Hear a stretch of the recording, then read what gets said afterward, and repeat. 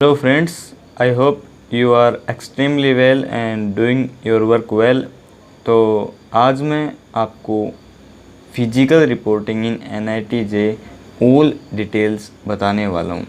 कैसे आपको hostel book करना है, कौन से डॉक्यूमेंट आपको लाना है और किन चीज़ों का आपको ज़्यादा ध्यान रखना है, वो सब मैं आपको बताने वाला हूँ। और इतना ज़्यादा आपको जो है टेंशन नहीं लेनी है, क्योंकि जब आप कॉलेज के अंदर एक बार पहुंच जाओगे तो यहाँ पर पूरी स्टूडेंट्स की टीम है, ठीक है। वो आपको बता देंगे कि क्या कैसे करना है। अगर फिर भी आपको क्लियर नहीं होता है इसके बाद भी, तो ज़्यादा घबराना नहीं है, ठीक है। सिंपल अपनी जो भी प्रोसेस दी हुई है उसको फॉलो करना है, और ये इतनी ज़्यादा कोई डिफ़िकल्ट प्रोसेस नहीं है, ठीक है। तो और फिर भी अगर कोई डाउट रह जाए ना तो आप कमेंट कर देना, ठीक है, हिचकिचाना मत, ठीक है। तो स्टार्ट करते हैं। और I am sorry for slightly late because video is slightly late, okay। So what you have to do, search on Google, you have to search NIT Jalandhar BTech admission. Just search, and on the top of the page you will see admissions NITJ. You have to click on that. Now there is another page, and here you can see BTech admissions. और अगर आप नीचे आओगे तो आप देख सकते हैं कि अलग अलग चीज़ें, और ये आप इंटरफेस आप बहुत बार देख चुके होंगे, क्योंकि अब आपको बहुत ज़्यादा आदत पड़ गई होगी, क्योंकि ठीक है। अच्छा, शीशे वालों को नहीं पड़ी होगी क्योंकि उनका अभी आया रिजल्ट, ठीक है। अब मेरी बात ध्यान से सुनो। एडमिशन जो प्रोसीजर है उसमें आपका पहला स्टेप अब कंप्लीट हो चुका है, ठीक है। जो सेकेंड स्टेप है ये आपका अब कंप्लीट होगा 30 सितंबर तक, ठीक है। 10 डेज़ के अंदर ये कंप्लीट हो जाएगा आपका। उसके बाद आपकी क्लासेस स्टार्ट हो जाएगी, उसके साथ आपका थर्ड स्टेप पूरा होगा। थर्ड स्टेप के पहले आपका फोर्थ जो स्टेप है वो पूरा होगा। ID वगैरह ये थोड़े लेट होंगे, ठीक है। क्लासेस वगैरह चलेगी और फिर बाद में होगा धीरे धीरे, ठीक है। तो टेंशन नहीं लेना जाता, ठीक है। अभी हम स्टार्ट करते हैं। ये जो आपका जो एकदम न्यू आपका जो नोटिफिकेशन है ना, detailed procedure for physical reporting at institute for BTech admission 2025, इस पे हम पहले समझते हैं कि इसके अंदर क्या क्या चीज़ें हैं, ठीक है। मैं आपको बताता हूँ बढ़िया तरीके से। जो दूसरे वाला है ना, ये कि flow chart of 7 step procedure for institute physical reporting, ये आपका एक फ्लो चार्ट है जो ऊपर डिटेल्ड है। ये जो ऊपर वाला है ना, क्लिक करता हूँ, मैंने पहले डाउनलोड कर लिया था, क्योंकि भैया समझना पड़ता है ना आपको समझाने के लिए मुझे भी तो देखना पड़ता है कि कोई नया तो मामला नहीं आ गया, ठीक है। जो नीचे वाला था ना इसके, वो इसका फ्लो चार्ट था। अब आप जैसे आओगे तो आपको पाइथन तो पढ़ाएंगे ना, या सेकंड में पढ़ाएंगे, तो आप समझ जाओगे कि फ्लो चार्ट क्या होगा। अच्छा, कुछ इंटेलिजेंट होते हैं उनको पहले से पता होता है, लेकिन सब इंटेलिजेंट नहीं होते भैया, कुछ मेरे जैसे भी होते हैं। चलो स्टार्ट करते हैं, ठीक है।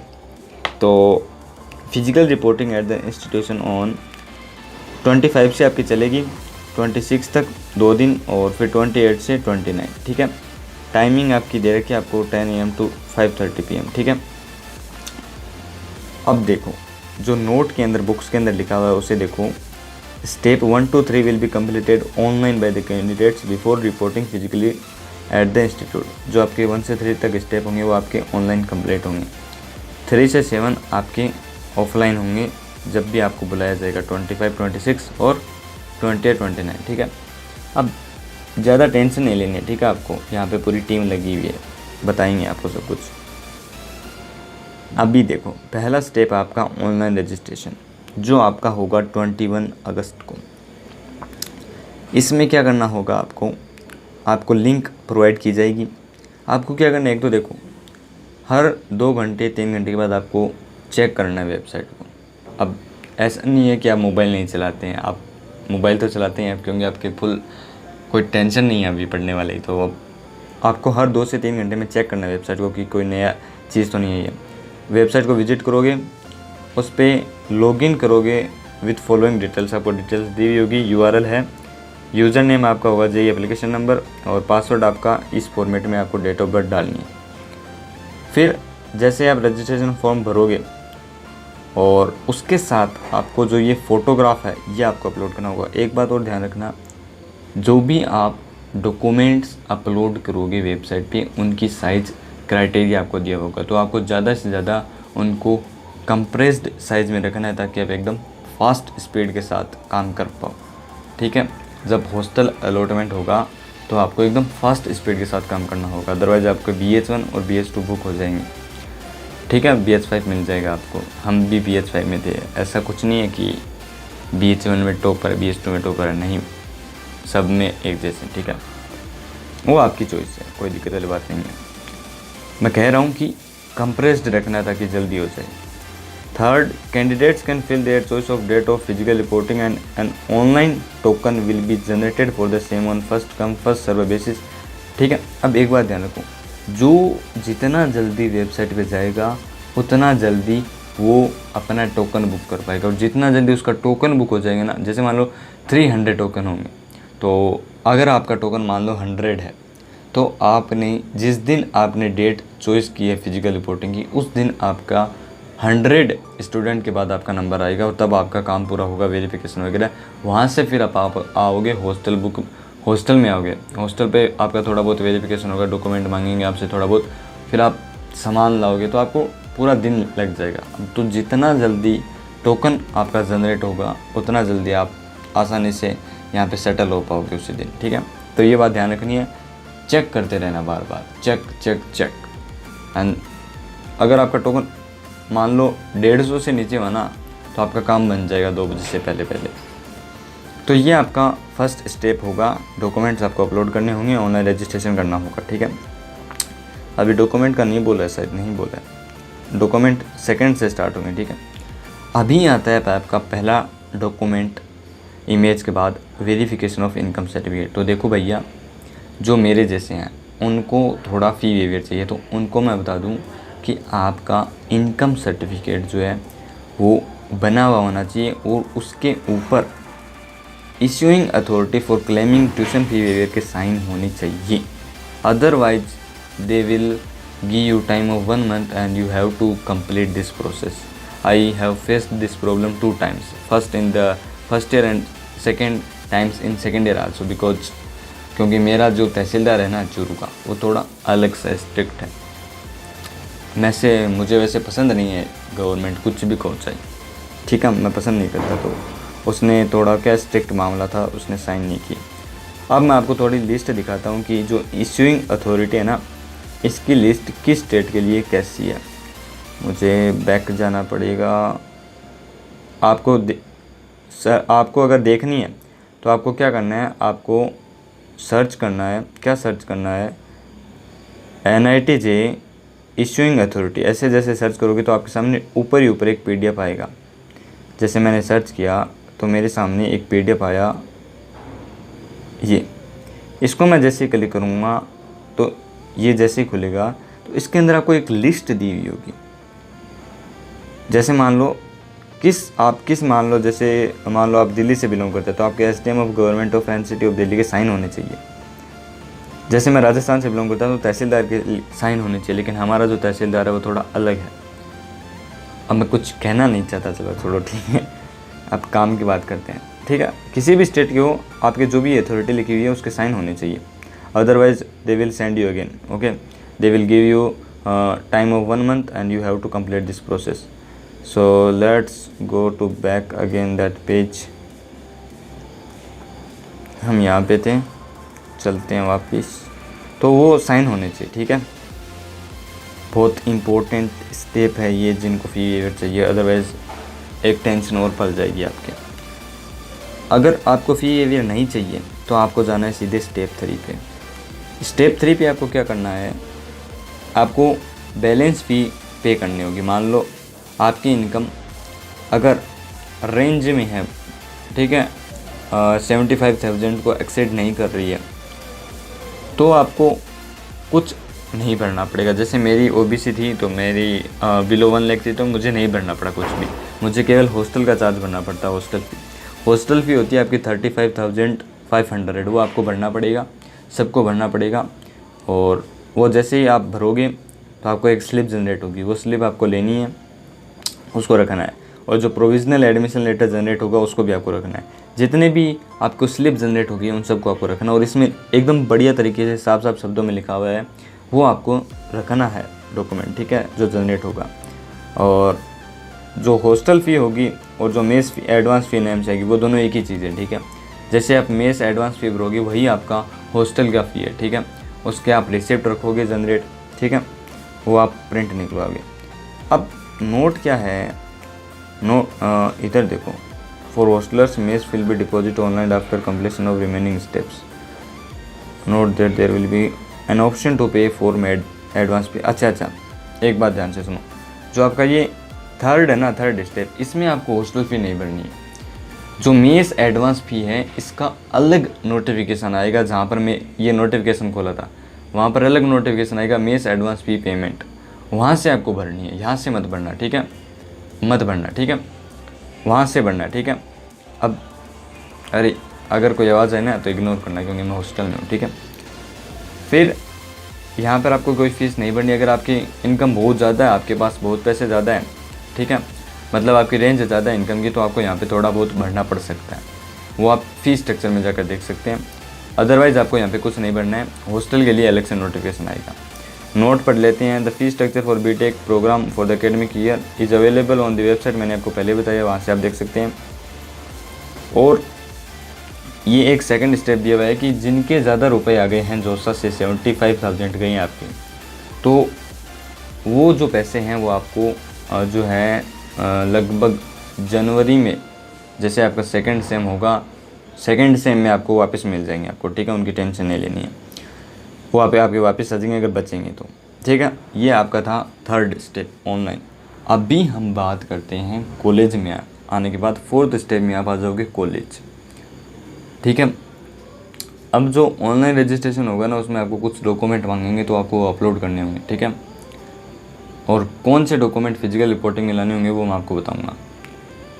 अब जो फोर्थ स्टेप है उसमें आप आओगे कॉलेज, और कॉलेज में आपको आना है CSH, उसकी लोकेशन दी हुई है उस फ्लो चार्ट वाले में, और आप जैसे एंटर करोगे तो आपको गार्ड भी मिल जाएंगे, ठीक है, आपको फुल गाइडेंस मिलेगी, टेंशन नहीं लेनी, ठीक है। तो आप जैसे आओगे तो कॉलेज में आओगे और फिर आपका होगा वेरिफिकेशन। अब क्या होगा, physical verification of original documents, ये आपको डेट्स दी हुई है, इन पर आपका वेरिफिकेशन होगा डॉक्यूमेंट्स का। क्या होगा डॉक्यूमेंट्स के वेरिफिकेशन में, जैसे आप रिपोर्टिंग सेंटर में जाओगे CSH में, तो आप जो भी आपके एक काउंटर लगे हुए होंगे लाइन वाइज, और वहाँ पे आपकी टीम होगी स्टूडेंट्स की जो आपको एक गाइड करेंगे, कुछ भी पूछना होगा आपको आराम से बताएंगे। तो वहाँ पे काउंटर वाइज आपको जाना है 1 2 3 4 5, और अगर आपकी फ़ी वेवर चाहिए तो आपको इनकम वाले पे एक्स्ट्रा पे जाना पड़ेगा, ठीक है, काउंटर लगे हुए होंगे आराम से।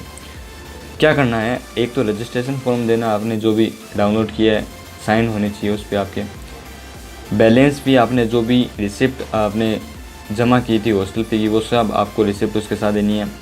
Unsigned print out of the provisional admission letter, आपको जो एडमिशन लेटर प्राप्त हुआ है उसका ऊपर आपके साइन नहीं होने चाहिए, वो आपको देना है। और जो भी डॉक्यूमेंट्स जिस ऑर्डर में दिए हुए हैं, जो मैं आपको लिस्ट दिखाऊंगा उसी ऑर्डर में आपको ले जाने हैं, वरना वो आपको थोड़ी बहुत डांट लगा सकते हैं, देखो, ठीक है।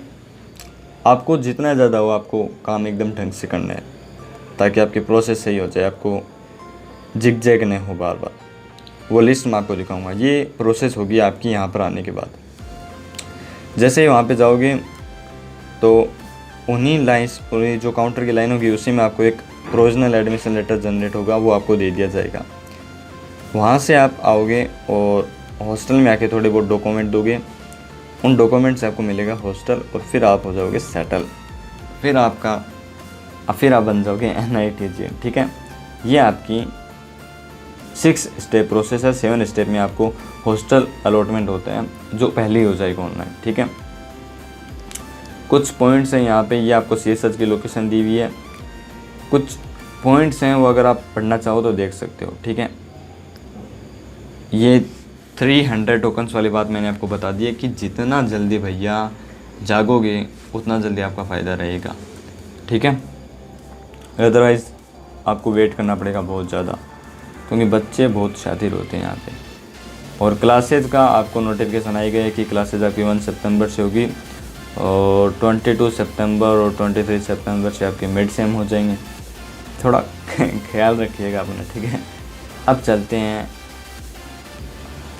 अपने अच्छा, जो आपका ये है ना नोटिफिकेशन ऑरेंज कलर में, नोटिफिकेशन रिगार्डिंग बस फैकल्टी, ये इस पर आप जैसे क्लिक करोगे तो आपके पास टाइमिंग होगी और आपको स्टैंड प्रोवाइड कराया जाएगा, वहाँ पर आपको एनआईटी की बस लेनी आएगी।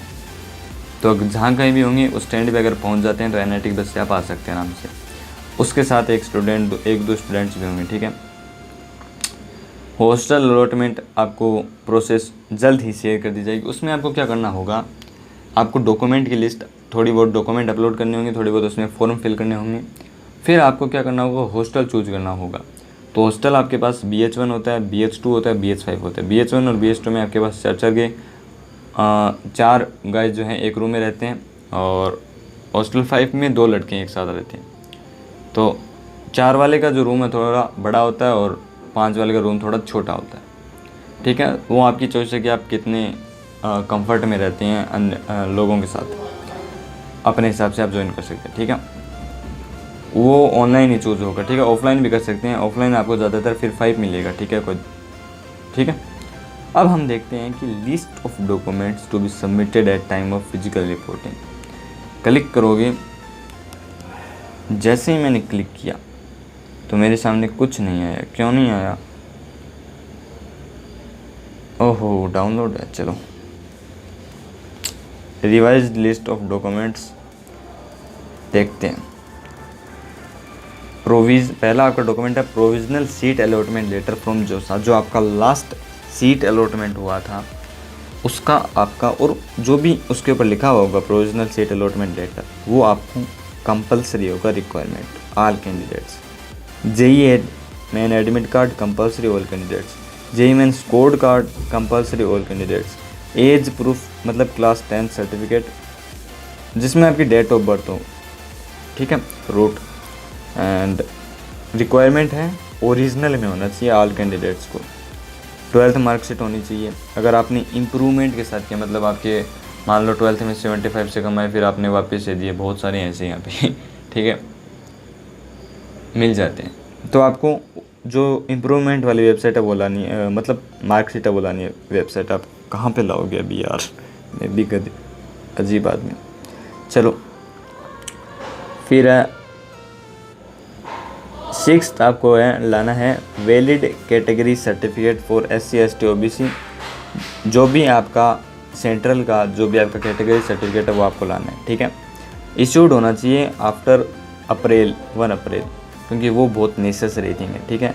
और कैटेगरी सर्टिफिकेट आपका जोसा का जो फॉर्मेट है उसमें भी आप ला सकते हैं, ठीक है। सबको लाना है, इधर लिखा हुआ साइड में। 7 है PWD वालों के लिए, जो भी उनका सर्टिफिकेट होता है वो लाना होता है। मैंने आपको बता दिया कि जिनको फ़ी वेवर चाहिए उनको इनकम सर्टिफिकेट लाना होता है और साइन होने चाहिए। अगर साइन नहीं हुए तो आपको वापस से उनको भेजना पड़ेगा, और अगर आपका घर दूर है ना तो आपको वेट करना पड़ेगा और आपको मुश्किल थोड़ी आ सकती है, ठीक है। I face 2 times, okay, that is why I repeating this. 9th आपको लाना है आपकी जो भी आपने बैलेंस फ़ी अगर कोई जमा करी है तो उसकी रिसिप्ट आपको लानी होगी साथ में, और माइग्रेशन और TC आपको भी लानी होगी साथ में, ठीक है। और अगर आपके पास गैप सर्टिफिकेट है, मान लो आपने ड्रॉप लिया है, तो वो भी आपको लाना पड़ेगा, ठीक है। एंड 11th आपको लाना है कैरेक्टर सर्टिफिकेट, यानी CC आपने जो भी अपने स्कूल से रिसीव किया। मान लो अगर आपने गैप लिया ना तो भी आपका पिछले साल रिसीव्ड हुआ होगा, तो वो आपको लाना है, ठीक है। 12th आपको लाना है मेडिकल सर्टिफिकेट। मेडिकल सर्टिफिकेट आप जैसे जोसा की इस लिंक पे जाओगे तो आपको एक सर्टिफिकेट मिलेगा, उसको आप प्रिंट कराओगे और उसको अपने जो भी लोकल गवर्नमेंट हॉस्पिटल्स हैं उनसे आप इसे इशू कराओगे, ठीक है। इसको फिल कराओगे और उस पर पूरी जो भी रिक्वायरमेंट है वो पूरा करोगे और इसको प्रोड्यूस करोगे, ठीक है। मतलब ऑफिसर उसको दोगे, ठीक है। और ये जो डॉक्यूमेंट्स हैं ये इसी ऑर्डर में होने चाहिए। अगर स्लाइटली भी चेंज हुआ तो आपको डांट पड़ सकती है, तो be sure they are arrange in order. और आपको आधार कार्ड लाना है, मतलब इसकी कॉपी लानी है, सेल्फ अटेस्टेड होने चाहिए, एक्सेप्ट इंटरनेशनल, ठीक है। उनके पास तो होता नहीं है। और गैप मैंने आपको बता दिया कि गैप होना चाहिए आपके पास। एंटी रैगिंग एफिडेविट होना चाहिए आपके पास। एंड लास्ट एंड 16 है undertaking bye student and parent. ये आपको जो भी अटैच्ड ये आपको जो भी अनेक्चर दिए हुए हैं ये आपको फिल होने चाहिए और साइन होने चाहिए। सो आपको वो डॉक्यूमेंट लिस्ट आपको देनी है। और अगर बैकग्राउंड में कोई आवाज़ आई है तो sorry for that, and I am in hostel. There are so many guys of various type of nature you will see when you come in the hostel. And thank you guys. If you have any doubts, please comment. I will surely give answer. Thank you.